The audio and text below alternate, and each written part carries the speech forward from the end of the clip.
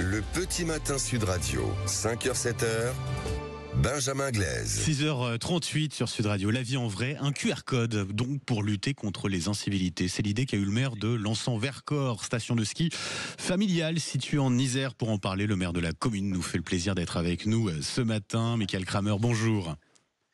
Oui, bonjour. Soyez le bienvenu sur Sud Radio. Alors pour quelle raison, dites-nous, monsieur le maire, vous avez décidé d'instaurer un QR code sur la station? À quel type d'incivilité vous étiez confronté?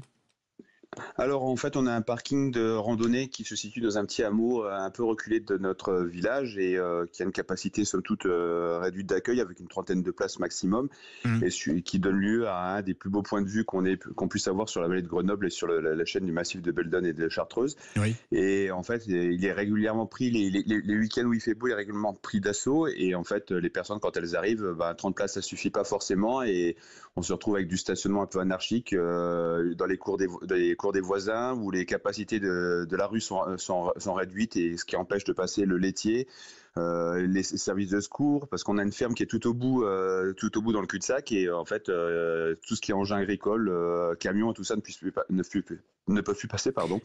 Et donc c'est compliqué de gérer le stationnement là-bas donc on a travaillé avec des personnes, des automobilistes qui se garent dans les cours. Oui, d'habitation. Oui. Ah oui, les gens ils ont quitté la départementale, ils ont fait 4 km de petites routes sinueuses et quand ils arrivent, ils disent le parking est plein, tant pis, je me gare, je suis parti pour faire ma journée de randonnée, je me gare là, donc ça crée vraiment des tensions avec les riverains. Hein. Ouais. Et donc du coup on essaie de trouver comment travailler avec le parc du Vercors et le département de l'Isère, comment on peut travailler sur ce sujet-là. Donc on a travaillé avec une société Affluence qui grâce à des caméras et l'intelligence artificielle permet de jauger la capacité du parking en temps réel, donc il donne une estimation du taux de remplissage. Cette information elle remonte sur un site internet, donc on a mis au départ de la route à 4 km plus bas ce QR code qui renvoie vers cette application, en fait, cette page internet qui dit voilà, le parking est plein, mais en fait on a voulu travailler différemment en disant le parking il est plein, ok, vous êtes venu, le parking est plein, et on a mis un deuxième QR code qui renvoie vers le site de l'office de tourisme qui permet d'avoir d'autres idées de randonnée, ce qui fait qu'on dit le parking est plein, débrouillez-vous. On dit le parking il est plein, soyez un peu, faites preuve de civisme, n'allez pas vous garer parce que de toute façon vous allez compliquer la situation là-bas. Mais il y a d'autres choses à faire sur notre territoire.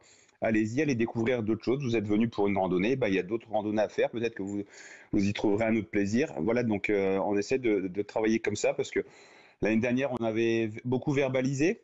Mais en fait on est quand même un territoire touristique. Notre ADN c'est l'accueil. Donc c'est pas vraiment notre ADN de verbaliser ces comportements-là, mais encore une fois les gens ils viennent chercher un peu de plaisir chez nous. Donc le plaisir il est vite gâché quand on revient et qu'on a une contravention. Donc ce qu'on veut faire comprendre aux gens, c'est que certes on a un territoire touristique, on a un territoire d'accueil, mais il y a des gens qui y vivent et qui y travaillent. Donc il faut bien trouver un moyen de vivre ensemble et que si le parking il y a plus de place pour stationner, faut essayer de trouver autre chose. C'est un peu comme en ville, il ne viendrait pas l'idée de partir 3 heures faire nos courses en ville avec la voiture garée en double fil ou devant une entrée de garage. Là c'est à peu près pareil. Ouais, c'est la même chose. Ces QR codes du coup, alors ça veut dire qu'on n'est pas dans la verbalisation, dans l'idée de sanctionner, c'est plus une aide, un conseil. Voilà, c'est ça. Et puis on accueille vraiment à bras ouverts cet emballement médiatique qui est autour de ça, parce qu'on ne savait pas trop comment communiquer. Et en fait, que tout le monde, que vous saisissiez de ce sujet-là, pour nous, ça nous donne une visibilité, de dire aux gens, on a changé notre fusil d'épaule, on essaye de vous faire comprendre.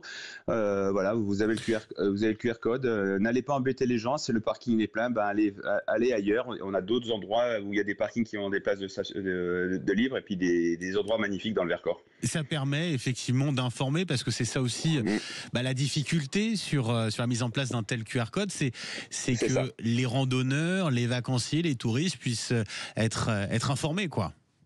Oui, c'est ça, parce qu'on l'avait déjà sur une première, depuis le mois de septembre, on avait déjà ce dispositif. Néanmoins, les gens, quand ils viennent de la vallée de Grenoble, tout ça, ils passent pas forcément par ou même du plateau du Vercors, ils passent pas forcément par l'office du tourisme parce qu'ils connaissent cette randonnée-là. Donc, ils sont donnés comme objectif d'aller à cet endroit-là, donc ils passent pas par l'office du tourisme. Donc, là, maintenant, on a dit, le QR code, il est là, passez pas par l'office du tourisme. Ok, mais il y a ce QR code qui est là. Vous savez que de temps en temps, il y a des problème de stationnement. Voilà, donc on essaie de travailler. Je suis d'un naturel optimiste, donc j'espère que ça va fonctionner. Je souhaite que ça fonctionne, mais il faut qu'on apporte aussi une réponse. Il faut qu'on apporte une réponse qui soit satisfaisante et pour nos visiteurs et surtout pour les habitants qui résident là l'année et qui y travaillent, parce qu'il y a des gens qui travaillent là-bas. Oui, bien sûr. Ouais. Vous dites, j'espère que ça puisse marcher, que ça puisse fonctionner. Ça veut dire que là, ça fait quelques jours que c'est mis en place. C'est difficile de faire un premier bilan ? Oui, ça fait une dizaine de jours, une quinzaine de jours. Alors c'est difficile de faire un bilan, oui, parce qu'en fait déjà il faut que la communication elle passe, donc ça c'est un premier point. Et puis on est en période hivernale, donc les gens sont plutôt centrés sur le ski, nos visiteurs actuellement. Oui. Donc voilà, on verra vraiment les gros moments. D'habitude c'est fin mars jusqu'à début mai où on a vraiment des grosses des grosses problématiques là, parce qu'en fait on est à la fin de la saison de ski, début de la saison d'été, voilà. Donc du coup on va voir à ce moment-là, donc avec toute cette communication qui est faite autour, moi j'accueille ça vraiment avec plaisir, parce que ça nous permet de communiquer sur ces choses-là. Et puis après il faudra adapter, peut-être que le QR code il est pas assez grand, il faudra qu'on le mette plus grand, parce que là on a mis un panneau et un répétiteur au niveau de la taille des portières pour que les gens puissent le scanner sans sortir de la voiture. Peut-être qu'il faudra l'agrandir. On a mis, quand on arrive aussi aux alentours du parking, on a mis des panneaux explicatifs qu'il ne faut pas se garer dans la cour des gens, qu'il ne faut pas se garer sur la route. Mais il faut le rappeler. Voilà. C'est ça. Ouais. C'est en fait, on travaille comme ça. C'est tout ça, c'est leur apprentissage du vivre ensemble, en fait. Le panneau ne suffit pas. C'est ça. Ouais. Monsieur le maire, ça génère pas trop de tension, parce qu'on sait que le QR code, notamment avec le Covid, voilà, ça rappelle des mauvais souvenirs à certains. Ça va, c'est globalement accepté jusqu'à présent par les randonneurs. Alors, j'ai pas eu de retour négatif. Encore, donc. Je pense que, des QR codes, on en a maintenant partout. Certes, c'est vrai, dans le Covid, on avait ce QR code-là, mais aujourd'hui, il n'y a pas. Il y a pas une boîte en carton où il n'y a pas un QR code. On était habitué au code barre.